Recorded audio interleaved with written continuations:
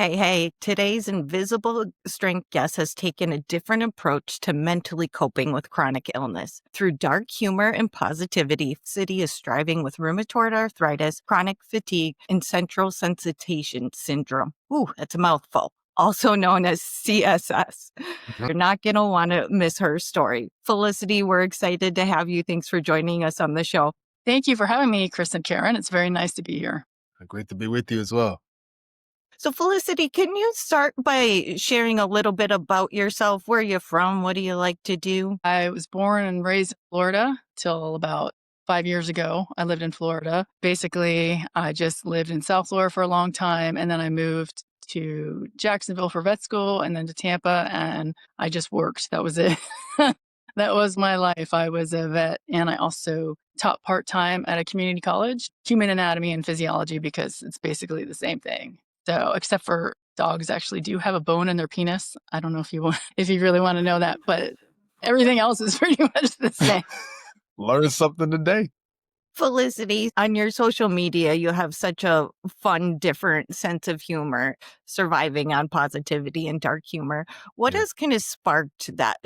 So earlier this year, I started to get even more fatigued, and my, doctors never want to give you the diagnosis that you think you have. And when I asked my doctor, I said, "Do you think I have CFS-ME?" She said, "What's that?" So I was like, okay, let me do some research on my own. And I started doing all these different free webinars for all the different programs out there for chronic fatigue syndrome.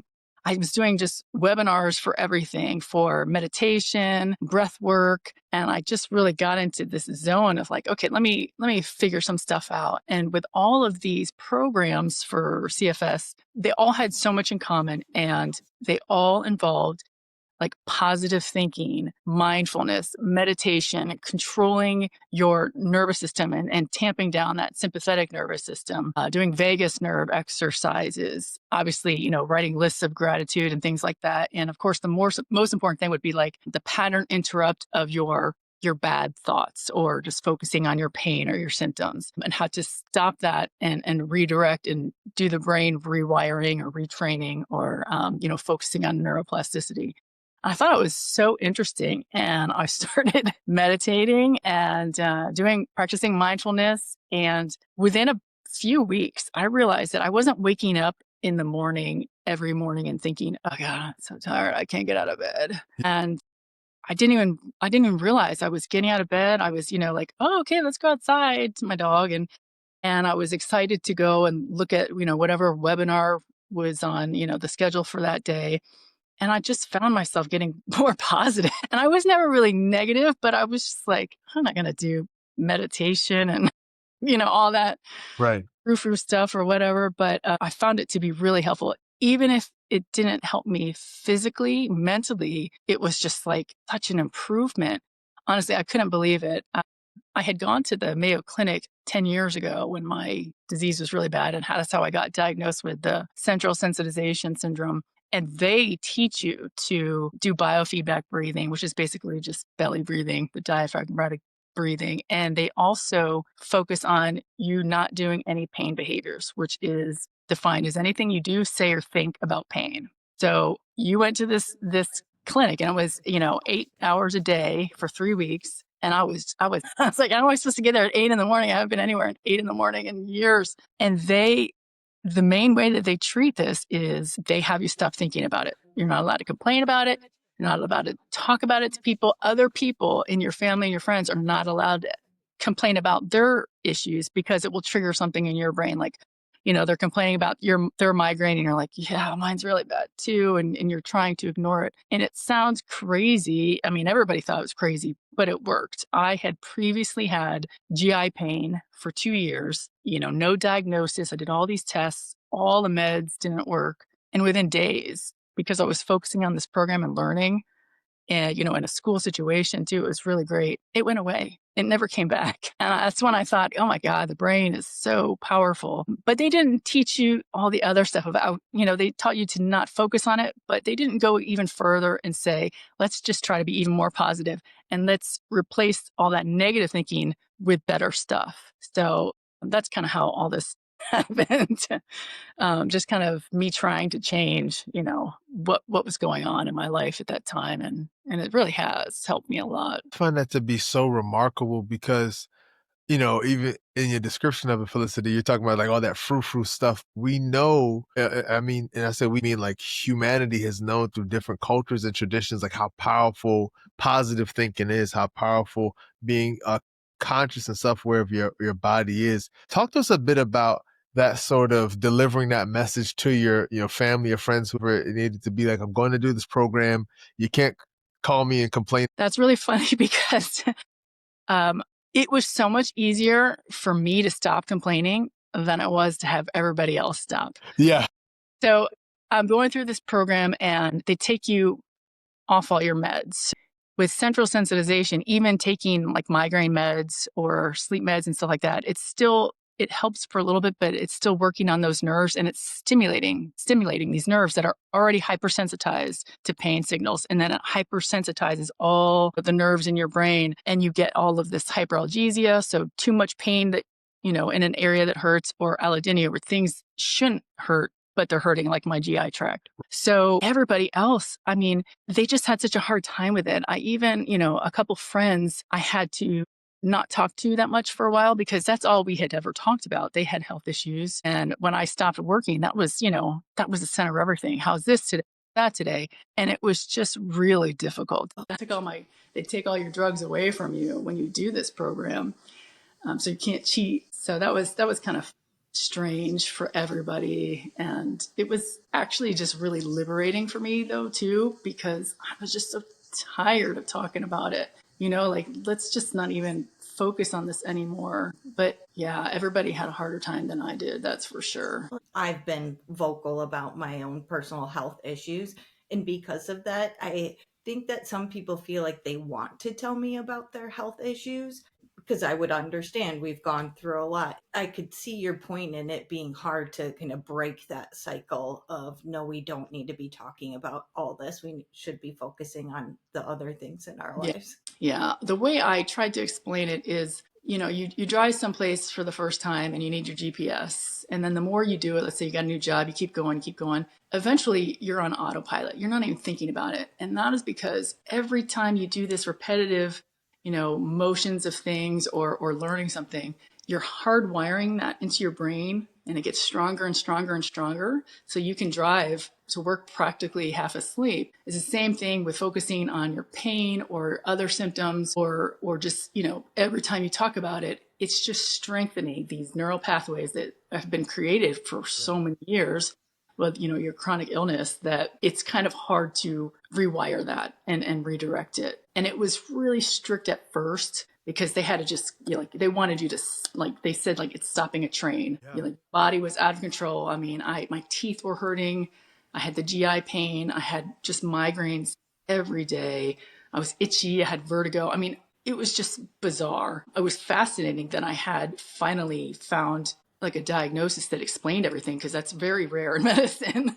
As everybody knows, you go in and you get, oh my gosh, this just explained every single symptom. But it was really life-changing, I'll say that. That's incredible. I can't stop thinking about how you went to the doctor and be like, could I have this? She's like, what's that? Right. So can you talk about your experience in doing your own research and advocating for yourself and finding these programs and treatments that's worked for you? Oh gosh, I think, when I got arthritis, when I was diagnosed, I was 18. So I didn't advocate for myself at all. I had no clue. And just through the years and going through vet school and learning about, all the medications and disease and stuff like that, I was better able to, say what I wanted and be more clear with, I don't think that's going to work. And they don't really like that, and I'm trying to tell them, I'm not a Dr. Google person. I'm a doctor. I swear I have some knowledge about this, but a lot of the doctors are just not cooperative when you do your own research. And I basically switch a lot. Every time I move, I probably go through at least 3 rheumatologists. I think I'm on my third one here now, because they just want to focus on the drugs. I've never found one that just said, let's look at your overall life. How's your mental state? Are you exercising? Are you eating like this? Have you tried these supplements? I've never had some like fully holistic and integrative doctor go over everything with me. It's just been drugs, drugs, drugs, drugs. And, this rheumatologist said, I don't think your fatigue is chronic fatigue syndrome. I think it's just your RA. And I'm not kidding you. I went in like 2 weeks ago and I tell her again about how bad the fatigue is. And she says, maybe it's something else.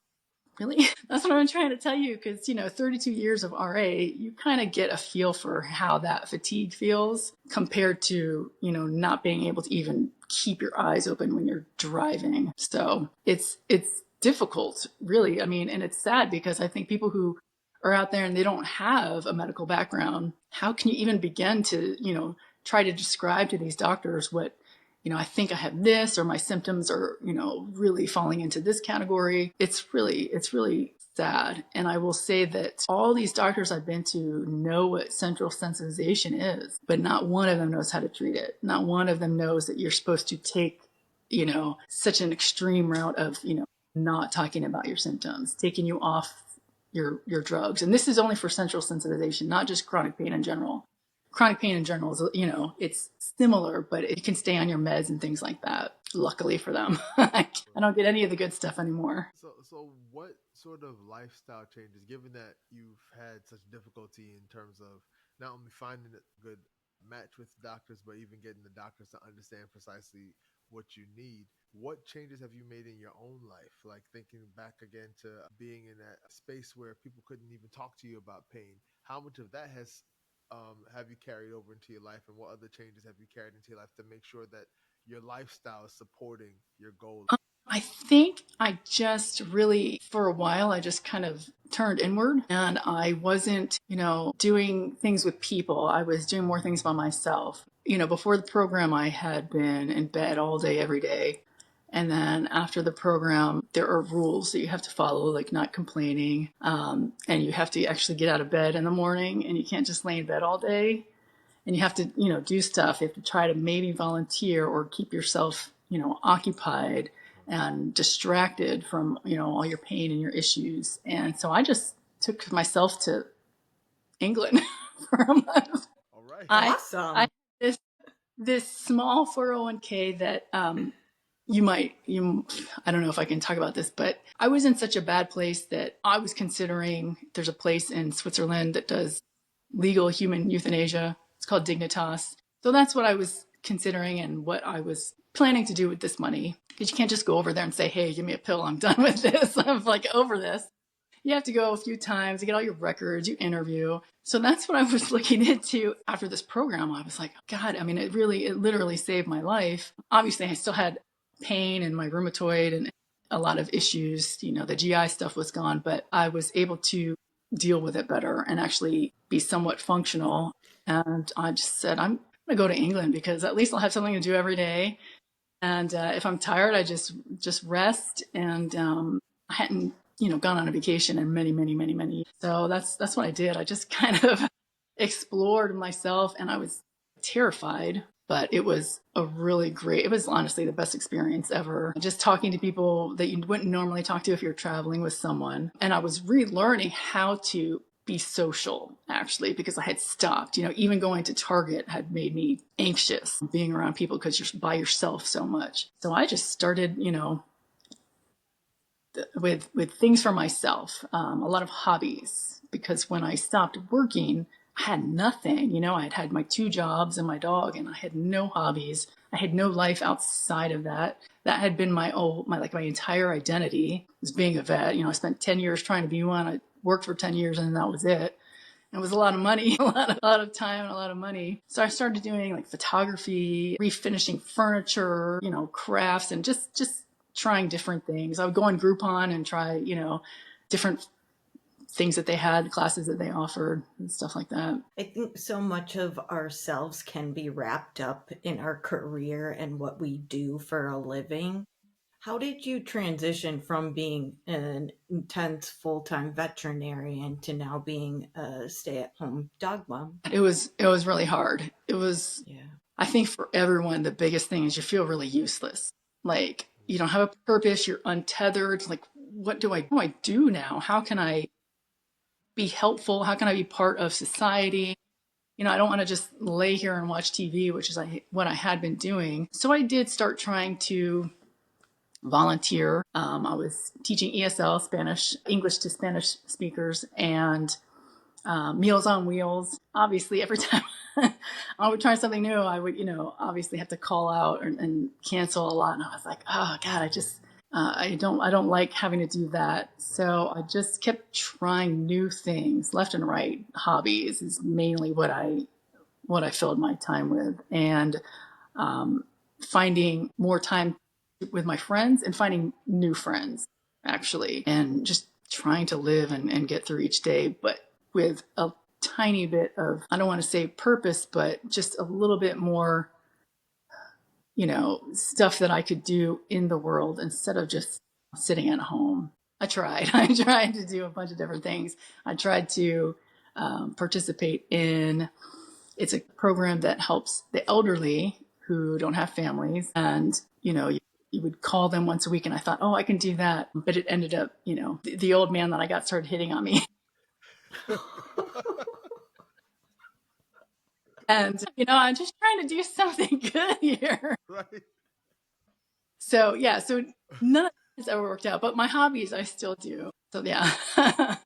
You just have to redirect that energy. Right. And it took a while to not feel just so sad. And I would go to visit my old hospital, and that just made it worse. So I stopped that. So I really loved everybody there. A lot of people don't work with people they like, but in the veterinary industry, it's a little bit different. I think, vets and vet techs, they're all such great people. They just want to help animals. And it was hard to give that up. So the main thing that I really started doing, I had exercised off and on through my whole life. My dad was very into fitness. But with the Mayo Clinic, they start you, with occupational therapy, physical therapy, lectures, a bunch of different stuff. And, I started with these little 1 pound weights because I was so deconditioned, not a muscle on me. And that really helped me. I just went all in with that. So after I graduated, I got different trainers whenever I would move. And I said, okay, these are the exercises they gave me.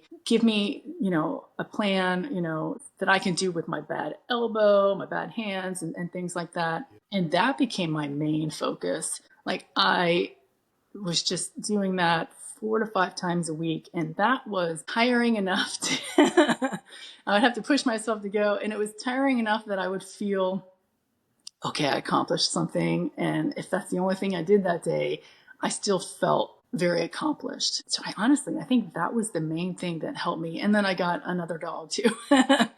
So, and she was a mess when I got her. So she had mental problems.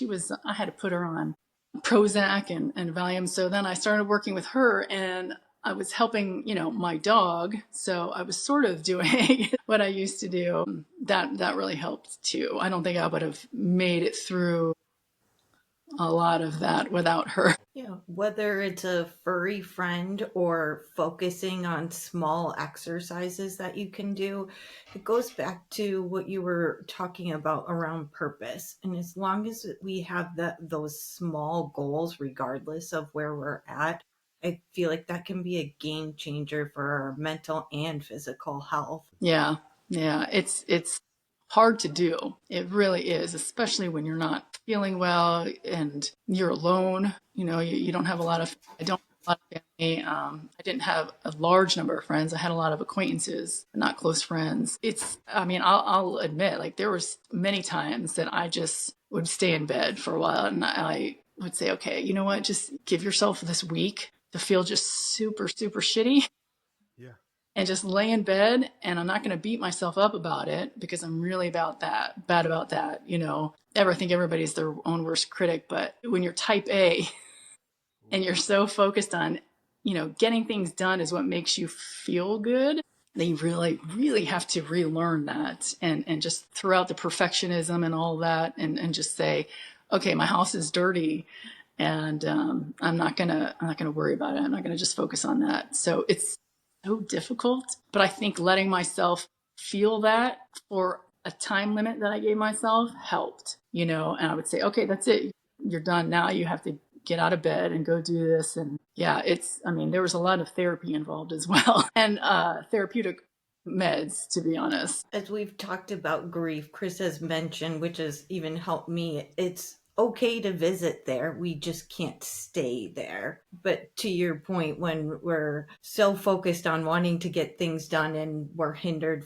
because of whatever reasons, it can make that mental shift even more difficult. So what are some of maybe you have daily non-negotiables, or like what are some of your regular practices to make sure that you don't slip back into that dark place? Or if you do, it's for a brief period of time. So that's what I learned earlier this year. And that's what prompted me to start the page. I wanted to focus on helping people and not just focusing on the negative, like the Mayo Clinic taught me and all these things. I get up and I try to just do 3 things that I'm grateful for. Always my dog. I do this quick Qigong video. It's 5 minutes. You're just shaking and you're actually literally just shaking your body. It's really simple. The positive affirmations. I just love YouTube. I just do so many videos from that. I love it so much. So I have some of those that I follow. And then I have my most energetic time, which is not saying much, but it's always in the morning. I'm always a morning person. So I do walking videos like YouTube, where you're just walking in place in the house, not actually outside, or some exercises without weights and stuff like that. And I try to get that done first thing in the morning when I have the most energy, and because that's really what's most important to me. And then throughout the day, when I walk my dog, I practice mindfulness. I'm really bad at meditation, even though I took this class and got certified and everything. It's so hard to do. So I have to do guided meditation. I do that every night to go to sleep. It has that progressive muscle relaxation. And honestly, every time I wake up in the middle of the night, which recently has been a lot, I put that back on and I go back to sleep. And sometimes I listen to it like 6 times in one night, but that's always something that I have to do. I usually try to wear my rubber band. So if I get stuck in repetitive thoughts of like, man, I just feel like crap, I'm so tired, oh my God, one of those, I'm like, snap out of it, Yeah.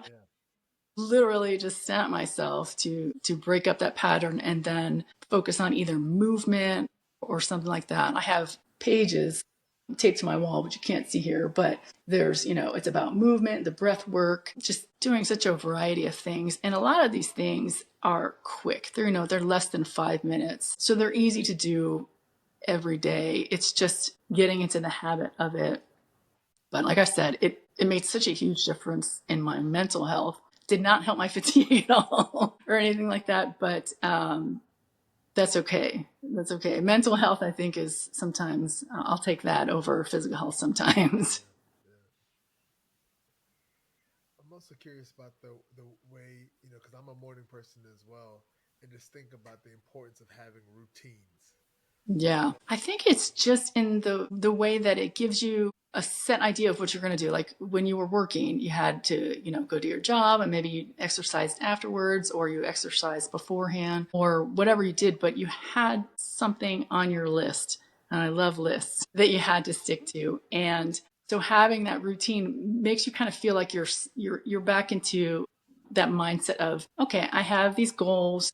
I'm going to accomplish this today, but I'm not going to let that type A part of me beat myself up if I don't get it done, because I was really bad about that for a while. I had to do, leg day on this certain day, chest and tries. I was really into working out for a while, and I actually had to get out of it for a few years because of some injuries, but I was just really strict with, okay, I want to do this routine. And then I had to relearn that, okay, it's not always going to be the same day. And if I miss 3 days and then I have to push leg day, whatever, then that's fine. And if I don't get these dishes done today like I wanted to do, that's fine. And I even started getting a little stressed out with all my crafts and my hobbies, because I would have like this table over there that I started. It was sitting there for 3 months and it was driving me crazy. And I thought, yeah, who cares? It's just reminding myself every day, you want this routine to keep life a little bit structured, but not so structured that it drives you insane. So you bring up a really good point with consistency and flexibility.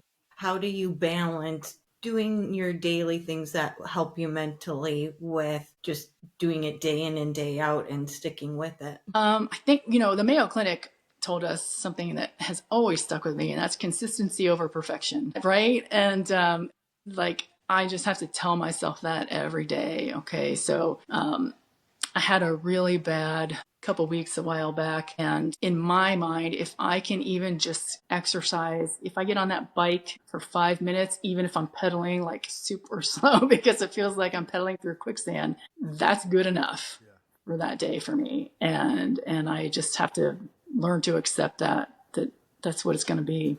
Gosh, I really hate when people, oh, so what did you do last week? What are you doing this weekend? I'm doing the same thing. I'm living Groundhog Day here.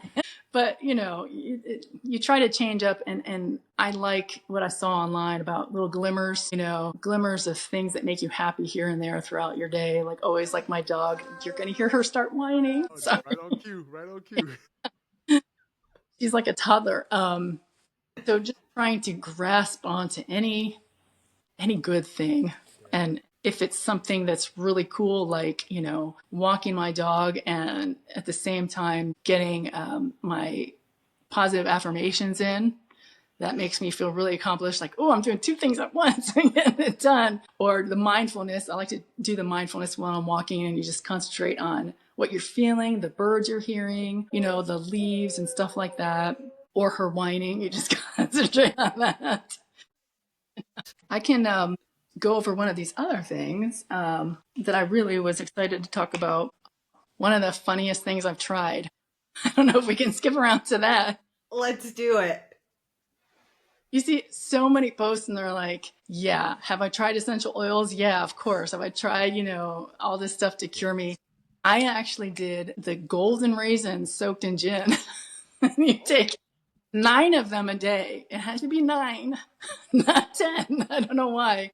And I tried it. It tasted so awful. I couldn't do it very long. But even when I was, 18, my dad would say, you know what? I hear if you just go and you get stung by all these bees. And I was like, no, thanks. Or he would say, you take marijuana, you soak it in alcohol and you put it on your joint. And I was like, that's a waste. There's no way. So he would just always be, looking for things because he's my dad. And it was funny to me.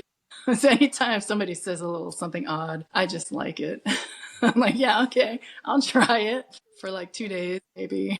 But we found that people always want to try and be helpful and cure you with some of these off the wall solutions, but we really got to be careful in what paths we choose to go down. I find that when people get suggestions from people who are healthy, they, and I do this too. I hate unsolicited advice. I have a really great meme I made.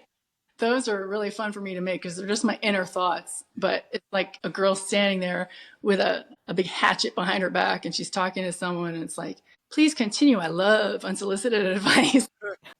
So when it comes from healthy people, it's just so hard to take. But when it comes from someone who's, had a chronic illness for so long, or the Mayo Clinic, you have to give it some thought. And you know that with some of the things I've posted, and there was like a page, I think it's called CFS Positivity, I forget what it is, on Facebook.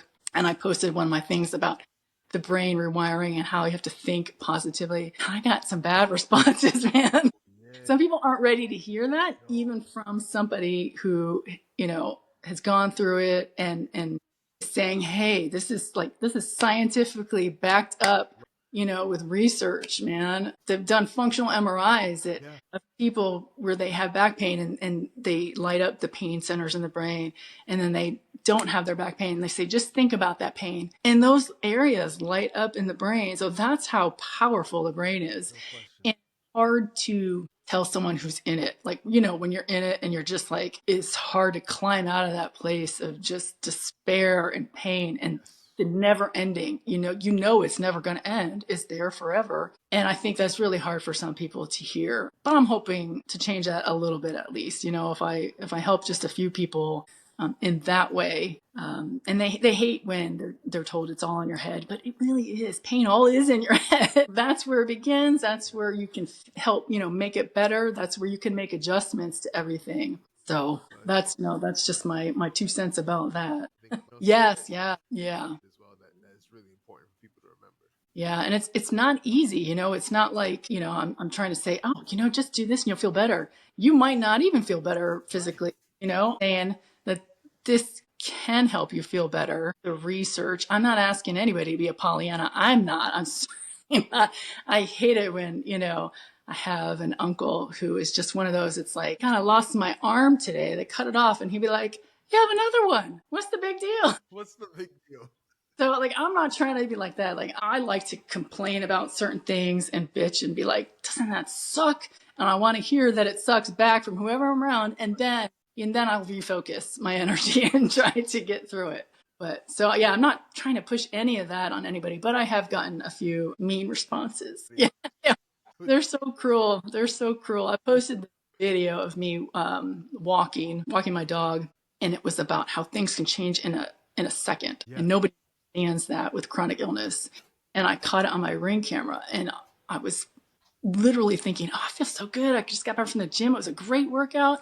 And then my knee just stopped working. And you could see it on the camera. And I was like, oh my God. My dog is so good. She doesn't pull. And, she's just kind of standing there waiting for me. And I'm bent down. And this guy posted something like, oh my God, LMAO, it looks like you pooped your pants. And I'm like, you know what? I would have preferred that. Okay. Thanks for your stupid comment. I would have preferred to just, poop myself out there than what I go through. Because getting back up my very steep driveway was like awful. So yeah, the comments online are something you just have to ignore or make them feel like crap about. Take it with a grain of salt. Yeah. Felicity, you mentioned and talked about like in those kind of darker periods where it can be so hard to climb out of. What does invisible strength mean to you, and how did you cultivate that to slowly shift your mindset and how you approached your conditions? So I think the biggest thing with that for me is just making it through the day.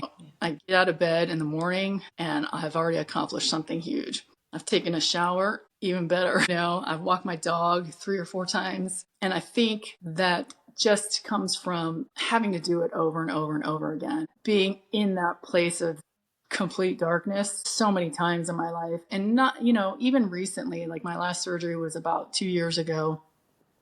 And it was a really sort of bad experience. And I let myself get into this place that was really dark for a few months. And that strength to just get out of it is literally just you inside your head saying, you got to stop this. Like, you can't live like this. You know that everything always changes. The next day always brings something new. Sometimes it's really crappy, but a lot of times you're better. You go to sleep with this migraine, you're like, God, I just want to go to bed, because in the morning, something's going to be different. It changes that quickly. And it's always that thought of tomorrow's going to be different. And, even right now I'm going through this really bad period, but, 3 years ago, I was working out. I was hardcore.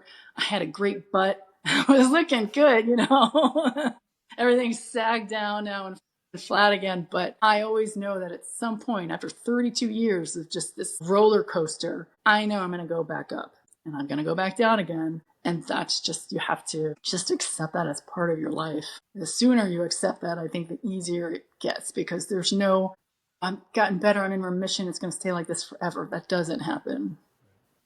For sure.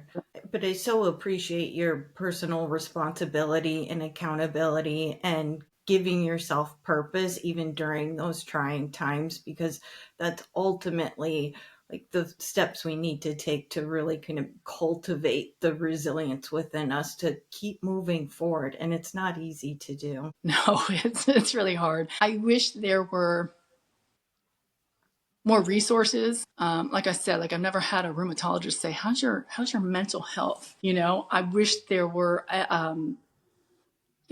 not the type of support groups where you go complain about everything, because I've been to those, and that's the opposite of what you want to do with, all your pain and your symptoms, but just some sort of something they could offer other than just one-on-one therapy where you meet a bunch of other people. This is the things they do. This is how they deal with it. And it's just a positive experience of going around what's helping everybody, not let's just talk about what our lives suck at the moment, you know. Well, Felicity, I have to say you teed it up perfectly because that's exactly what we're trying to do with Invigorate. Yeah. Is well, truly bridge that gap between conventional and holistic medicine.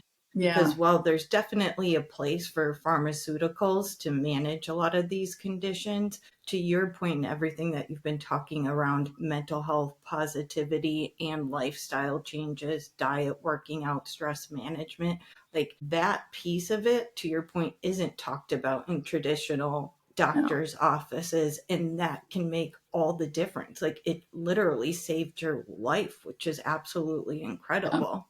Yeah. Yeah. I sometimes think, God, I should have gone into rheumatology, you know, like I would have had such a bigger forum and a way to help people. And I would be like, okay, all my patients, we're having this party here at the office, you know, once a month and stuff like that, just to help get people out of the house, because we all do turn so inwards. It's easier to withdraw from everybody than have to pretend to be okay every time you go out and be social and like fake this smile that you just don't feel like doing. But when you're around similar people, it's so much easier. You know, I'm one of my closest friends um, that I met in the past few years here. She has chronic illness, and I was like, oh my God, I've never had a friend with like similar issues going through the same thing. And it's just lovely because, you know, when if she cancels, I'm like, yes, okay, she canceled.